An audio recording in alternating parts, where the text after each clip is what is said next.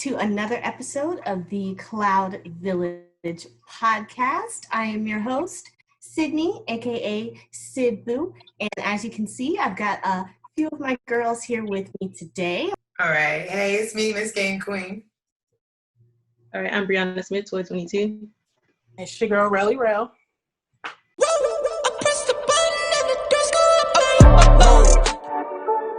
All right, well, now it's for the gaming portion of the interview. So with that, and obviously since we watched your Twitch, you're such a huge gamer.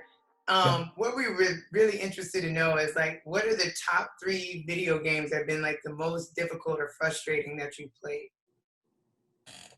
Oh, top 3 video games difficult that I played and beat, or that I just played? Just literally played, beat, played, and gave up. Just okay. I mean, we can put Cuphead on that list. I love Cuphead. Oh, well, yeah.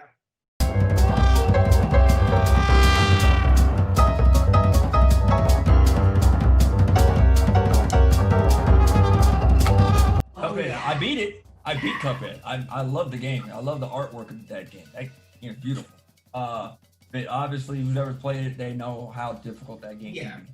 It's just with the tutorial. Yeah, it's unforgiving. That game does not give an inch. So that for sure is on my list. Ninja Gaiden Black on the Xbox. Thank you. Ninja Gaiden Black on the or Gaiden. Gaiden. Gaiden Black. Thank you. Yeah, okay. Ninja Gaiden Black on the Xbox. Yeah, I remember playing that and I was like 13 years old. I was honestly scared of that damn game. I gotta be honest. I was scared. I was scared of that game because how hard it was. Like, that game literally throws you into this damn village and you are fighting ninjas that do not play any games. No. So I was getting handled for a long time in that game. I got to 15, 16 years old. I was like, okay, now I can do this. I finally beat it. That's sad that you have to wait. But that's I waited like 2 years. I waited 2 years. I was just like, I literally have to grow as a person and as a man to stand up to this game, and I beat it. And I can beat it now, and I play it on my Vita all the time just to hone my skills. I just play it just because it's fun. That's just a fun game. That can for sure be added to the list. My last one on that list, I think I already had the name. Dang it, what was it? I just forgot it. So many games. I mean, I could. Nah, I wouldn't say Donkey Kong 64. You better not. Please don't say that. As much flack I've given you in Twitch, do not. It's a great game. I love that game. Is it hard? Is it hard for most people? It's kind of difficult to find where you need to go. You can get lost. You can get lost in Donkey Kong pretty easily, but I'm not gonna go there. I'm not gonna go to that one.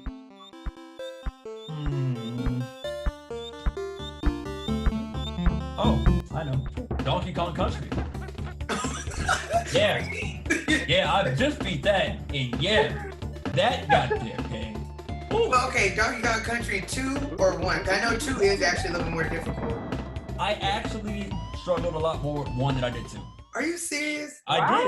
You can go look at the footage. You can go look at the tape. Well, Rel and I looked at the footage, but we did there. Look at the footage.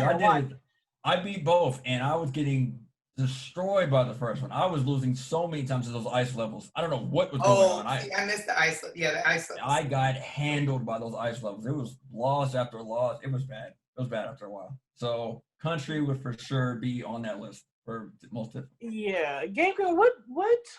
What level was he on? I fell asleep like 3 times and woke up. Are you still struggling? I think it was the jungle one that you had to go through. It was a whole bunch of and it was either the snake that you have to figure out how to do the coil bounce. Oh yeah, I think that was in 2, but that was damn near at the end of the game. But that's the thing where she kept waking. Is that when you kept waking up and you were like, is he still? Yeah, I was dozing off and I'm like, but hopefully by the time I wake up, he's done. Wake up, nope. Still here. What are we doing? I did not know you had to hold the button for the damn snake to charge up to jump. As soon as I figured that out, I beat the level on the next 3 tries. It was quick. Or 4 tries. Yeah, as soon as I figured that out, I was good. But until then, I was losing a lot. So I get it. Awkwardly enough, like the game that I literally almost can't stand it is Mario Sunshine. Pissed me off. Really? It was just, I don't know, like I was good up until a point, and then it's like when I was doing stuff with Yoshi and I had to keep him to shoot water or do something, I was like, I've had it because it was too much going around in circles. Like that was my game. Everything else, like even as much as Mortal Kombat cheats, going through the story mode of that, like as a kid, and now I deal with it. But Mario Sunshine, I was so shocked, just pissed me off. I'm like, keep it. I don't know why. I've never beat Sunshine either, so I have it. I've never beaten it. I just never went back and played it. I skipped that one and played Galaxy on the Wii. More fun.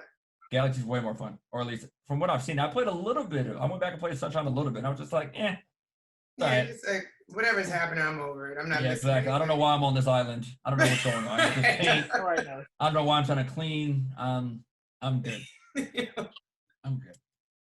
That is how I feel with Ninja Gaiden. That is definitely my hardest game, and that shit. You know when you're like, oh, I'm gonna throw my controller, but I'm gonna put it down slowly because this shit costs a lot of money. Yep. I had many moments with that, and that's why I'm so happy they came out with Sigma. Because I mean, everybody was like, "Boo, Sigma," but I was like, "No, I can just be a ninja. Let me live my life." Yep. Oh yeah, yeah. Because something about Ninja Gaiden Black on that Xbox. Oh man, that. Oof, bad memories. Bad memories. You're like, gonna be okay. I'm exactly. No. I grew up as a man. That made me mature as a man beating that game. Like, Rel or Brianna, do you guys have a game that you want to vocally get out about your frustrations?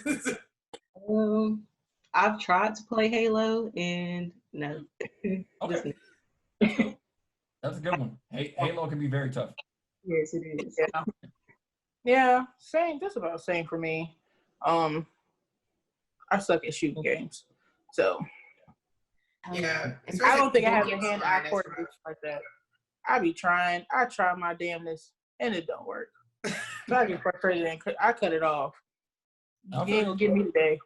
And those online people are the worst because they'll just sit there and like teabag you forever. You're already mad. Oh my God. It's bad. You and you're like, What? It's bad. Like I'm not a good first-person shooter either. Like that's not my games. I don't not like playing first. I played Halo 2. I was good at that game. But all these Call of Duties and everything else like that, that's why y'all don't see me catch me playing, because I'm not good at them. Well, now shooting online, it's ridiculous. I'm like, okay, I'm not going to be seen out in the street down that bad. Just like Call of Duty, I'll run from zombies. I don't like it. I'm afraid of it. I'm terrified. I'm just like, mm-mm. Well, let's say this thing, Khadeem. Let's say, okay, beyond the most frustrating one, what is your probably all-time favorite game that you could almost play for the rest of your life? Like if it was one, even if it's not a game, at least a genre that you could play for the rest of your life, and you'd be like, I'm straight. It would be RPGs. It would for sure be RPGs. That's easy. That's easy stuff. Okay, do you have a favorite RPG then? Oh, try to wheel out that one, didn't you? Yeah, you did. I keep bringing up that game Outer Worlds, but I got to play it again to make sure that I'm going to rest on that sword. So if not Outer Worlds, I would probably go with the rest of my life. But it sounds like that's the ultimate. like, exactly. My life. Exactly. The rest of my life. This is it. This is really it. This is what we're doing. I think I'm going to go with a game called Nier Automata. Not many people know about I Nier. saw that. We are perpetually trapped in a never-ending spiral of life and death.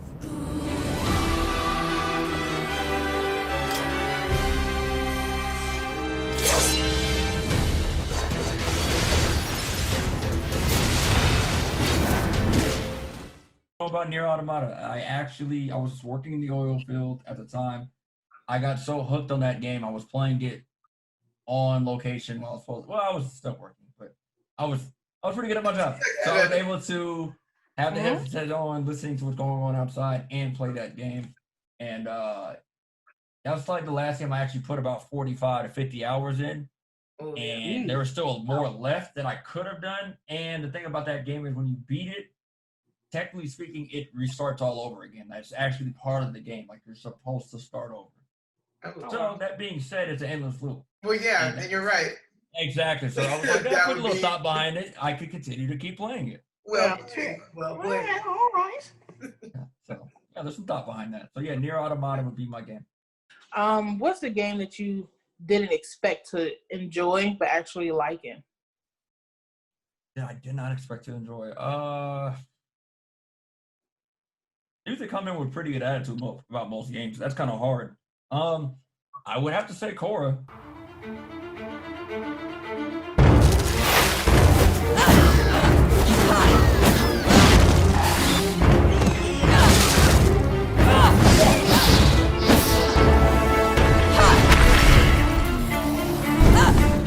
I mean, I didn't. It's because of the show. The Legend of Korra Yeah, the show's show not was very trash. good. The show's not good. The So, show was trash. but I heard very good things about that video game before I turned it on. But I had to make sure, and I played it, and they did. I said it on my stream. I want to give my little sister one of my consoles and put Korra on there for her to go play it because me and her watched that show together. She was, she was trying to convince me that it was good. And after the third or fourth season, I was like, Khalid, you know this is bad. You know this is bad. We're sitting here watching, but you know how bad this is getting. And she finally concurred. She was just like, yeah, this is. So. But it was just Korra. Korra was the one that really sucked. But I feel like everybody else was kind of okay. Everyone else was forgettable. Definitely. They really Everyone were. else was forgettable. So Hey, better than being forgettable. I don't know. Korra, maybe. But that being said, Korra would probably beat the game, and they made her feel really strong in the video game. Like you feel really strong playing with her, which is really cool. So Yeah.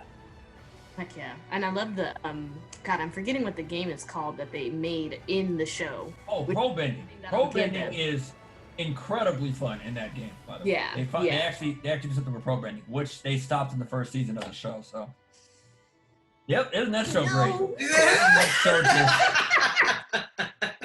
just You hate to see it. You know? hate? Right. It was so much wasted potential. But yes. Anyway, Korra would be my one. All right, what's a game you thought you would like, but you actually ended up hating? Ooh, a game that I like, or that I thought I'd like, I'd actually end up hating. Oh, okay. This is kind of a beating a dead horse on it. Fallout 76.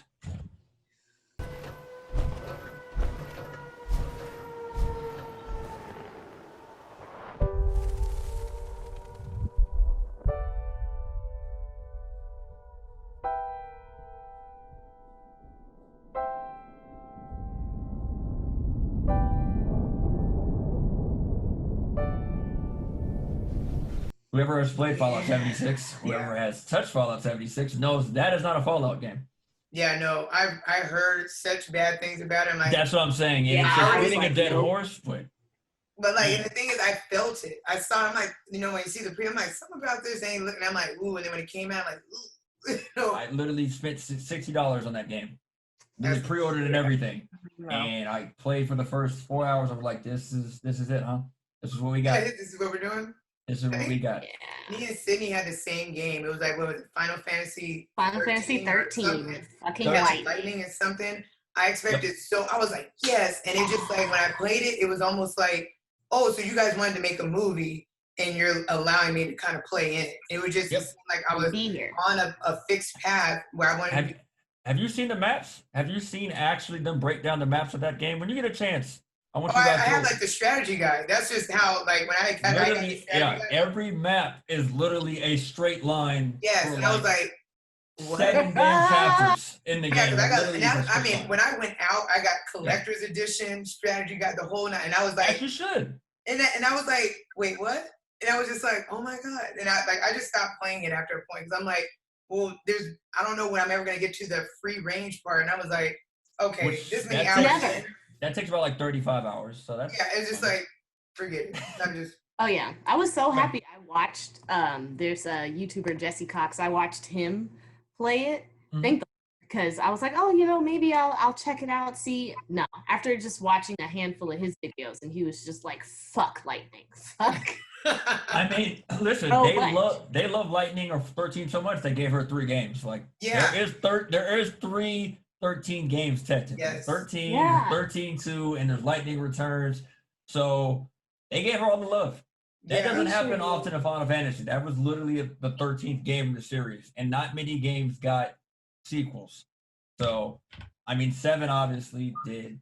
8 was never heard from again, except now. They got the And then 10 did. 10 got 2 games. 11 didn't. 12 didn't. So yeah, they some reason they just love Lightning. I'm pretty sure she was a model in something. I can't remember what it was. They literally turned her into a model for like an actual. I'm not like an actual clothing line. Yeah. That's I wouldn't be surprised. Yeah. So there's that. For some reason they love Lightning. So I'm gonna say this. Obviously, like I said, I have all my systems from the beginning. So with that, of all the systems, which ones I would say out of the like top 2, which are your favorite systems up until now? It would for sure be Super Nintendo and PS2. That's Oh, easy. That's easy. That's easy. It's pretty easy. Super Nintendo and PS2 would be the 2 that I would go with. Classic games on both of them. Classic games that you can still play till this day. I would probably go. Ooh, it's a close one. I'd probably go Super Nintendo over PS2. Shockingly enough, but yeah. No, yeah. Yeah. There's a lot of games I still play on the Super Nintendo. Like I said, I just played Donkey Kong Country, and those games were timeless. Super Mario World.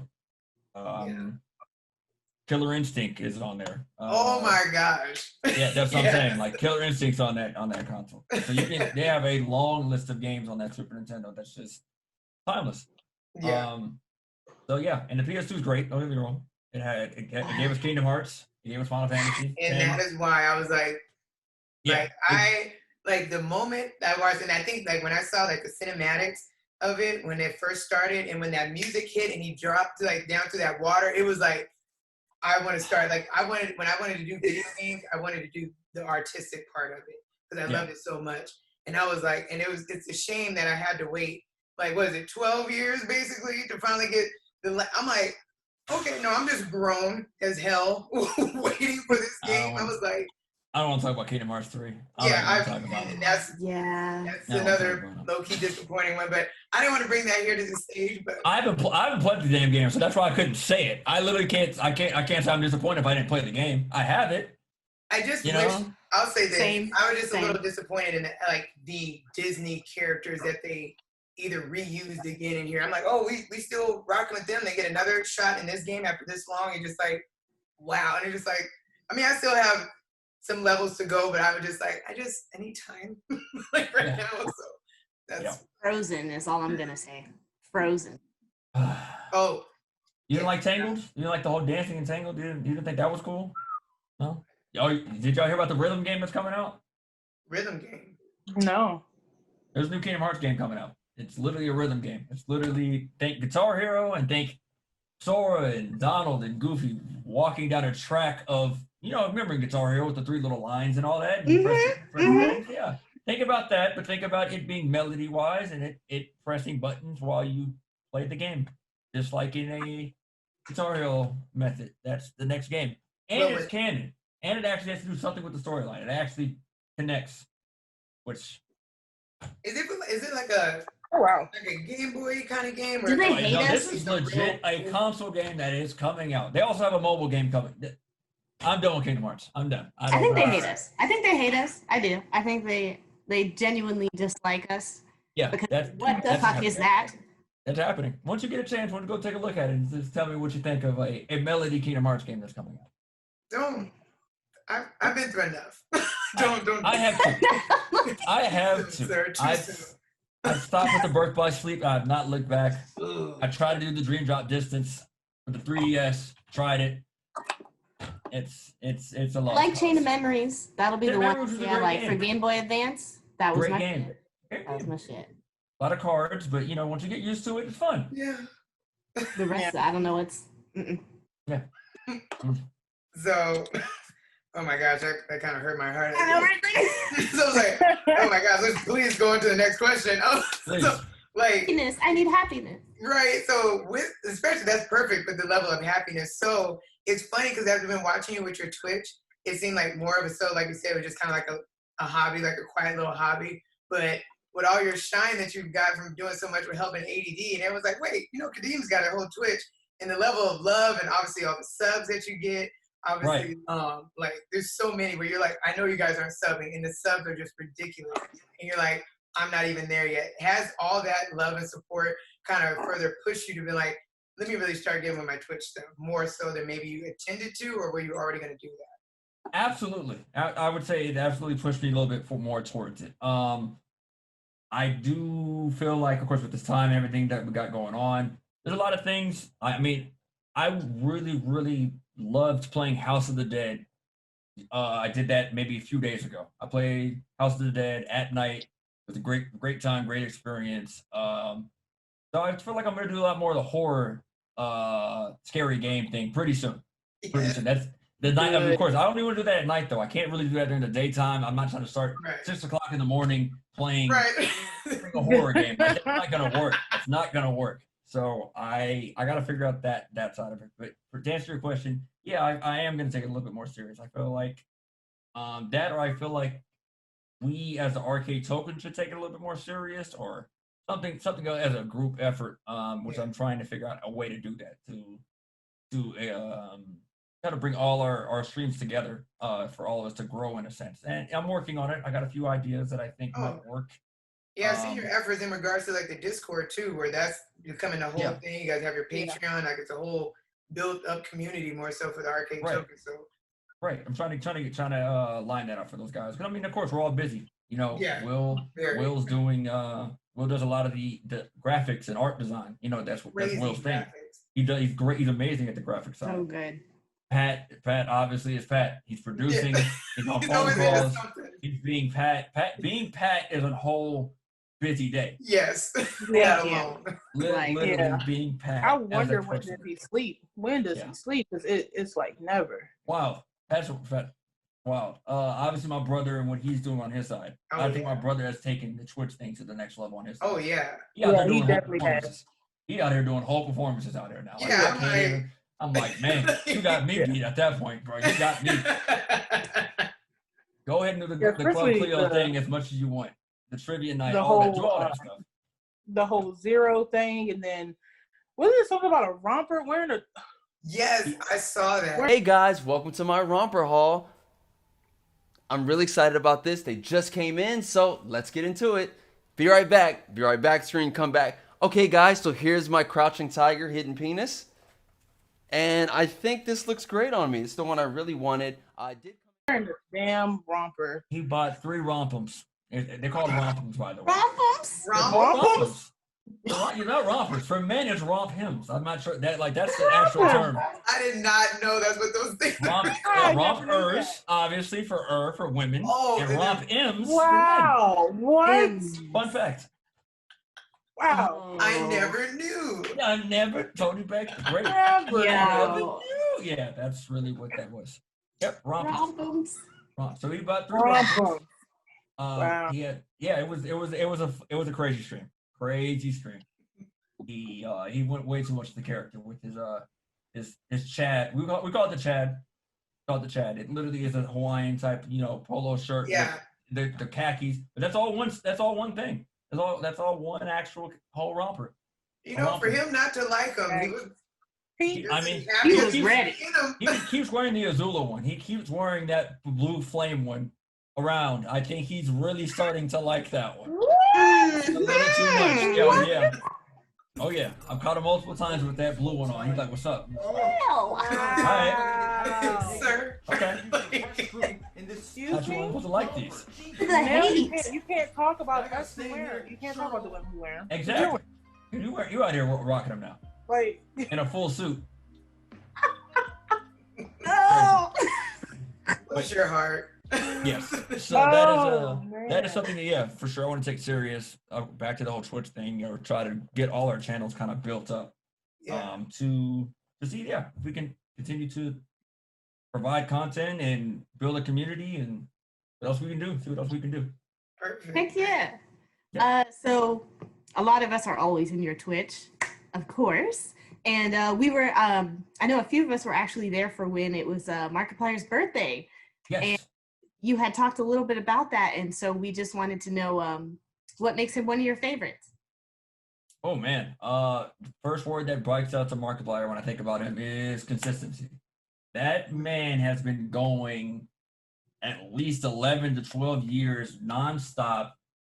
And he stays out of trouble. My man is not like, of course, when it comes to YouTubers, especially when it comes to the YouTube lifestyle. You can bring up the Jake and the Logan Pauls, even the PewDiePies. You can go down the list of guys that have been caught in controversy. Markiplier is not one of those guys. You'd be very hard to find. Maybe there's something out there. I don't know, but for the time that I've watched him, which has been a very, very long time, I've never seen anything about the guy. I just see him post his videos, post his video game gameplays, and that is it. So for sure, it's consistency for us staying out of the trouble. And I mean, the dude has a great voice, great personality. Played some pretty good games. I mean, he was known as the king of Finance at Freddy's for a very long time. You know, that's what he's known by. He was known as king. He literally kind of put Finance at Freddy's on the map. You know, we wouldn't have known much about Finance at Freddy if it wasn't for Mark. Is that how you got into it? For sure. It was one of the he was the one that I watched his gameplays and I was looking forward to that. That and of course Game Theory with watched a lot of those growing up, trying to connect the lines and everything. Yeah, I've done all my research. I am. It is crazy. It is crazy how much that's built, how far that's gone, that storyline has gone. Like I remember, I think it was the third one that was coming out, and there was numbers that you had to put on the wall that literally opened something up. But people actually typed that into Google Maps. It actually led to a pizza restaurant. Oh wow. That's what I'm saying. The pizza restaurant ended up getting so many calls. He had no idea anything about Finance at Freddy's. He had to shut down his phone line. This happened. This happened. Wow. There's a lot of story. There's a lot of story, a lot of lore there. Go ahead. He had the two websites talking, and I was just like, oh my gosh, this is so great. Talking about a lore and talking about just building a storyline in your face that you can see, but you can't. You got to look a little bit further. You got to switch the colors on images. You got to do a lot of stuff in order to find answers to a never-ending puzzle, apparently, because he's still going. Gosh, and who would have thought that after that first game? Because everyone would have thought, oh, it's just a little jump scare game. And that's what I thought. I did not know it was that. It gets deep. I know. It is deep. Yeah. I think 8 books in, probably something like that. Oh, yeah, like 10 now. If I'm not mistaken, it's a lot of games. It's a lot of books. A lot of books now. A lot of books. Did you have a favorite animatronic? Oh, favorite animatronic. I mean, I can go with the Golden Freddy.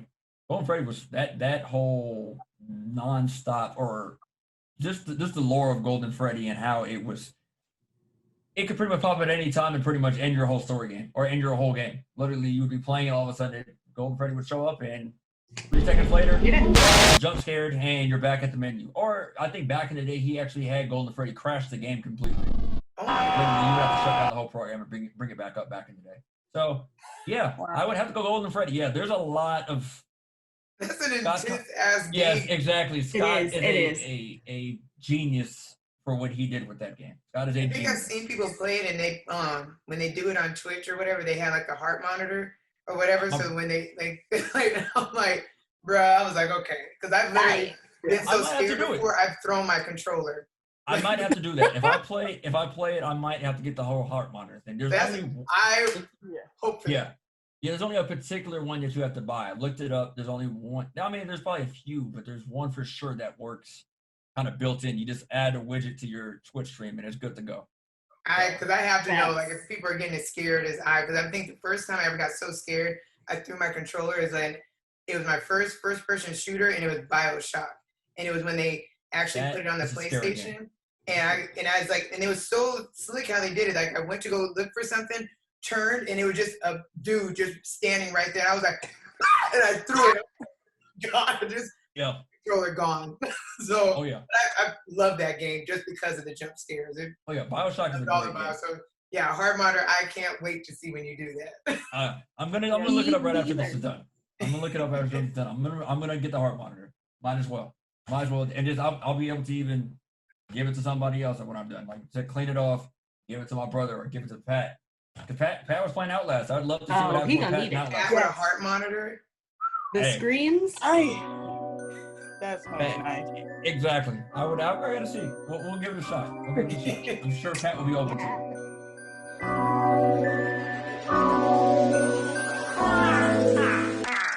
So just wanted to say thank you guys for tuning in and watching. All of our stuff will be linked down below. And that has been another episode of the Cloud Village podcast. We'll catch you later. Bye.